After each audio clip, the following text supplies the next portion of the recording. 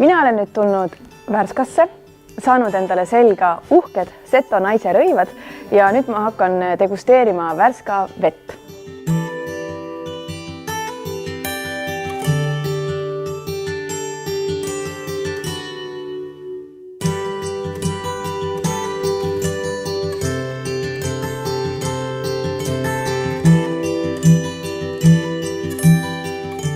Mina hakkan kohe proovima mudavanni.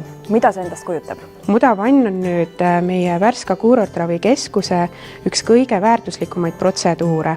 Seesama muda, mis meil vanni pannakse, see segatakse kohaliku Värska maapõuest tuleva mineraalveega ja see muda ise on ka samamoodi pärit siit samast Värska lahe ravimuda maardlast. Et selles suhtes ta on raviomadustega, ta mõjub nahale hästi, ta mõjub närvisüsteemile hästi, et selline huvitav raviprotseduur, et mida mujal Eestis mitte kusagil ei saa, sest need samad muda ja mineraalvesi võetakse siit samast meie maapõuest, ehk siis need on sellised erilised protseduurid, mõlemad, nii mudavann kui mineraalveevann.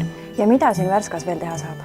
Värskas saab teha päris palju, et meil on tegelikult üleüldse Värska kuurortravikeskuses on väga suur protseduuride valik, et kõike pakutakse erinevat massaaži, erinevaid hoolitsusi, siis on meil veekeskus, kus on mineraalvee mullivannid, mida samuti mitte kusagil mujal ei ole kui ainult Värskas ja siis saab proovida ka Värska mineraalvett otse kraanist tasuta, et see on nagu ka selline eriline, mis on ainult Värskas tegelikult. Kui keegi tuleb Setomaale, siis ta saaks ka sellest kultuurist osa, et tegelikult Seto kultuur on väga eriline ja silmapaistev ja me oleme ise oma kultuuri üle nagu väga uhked.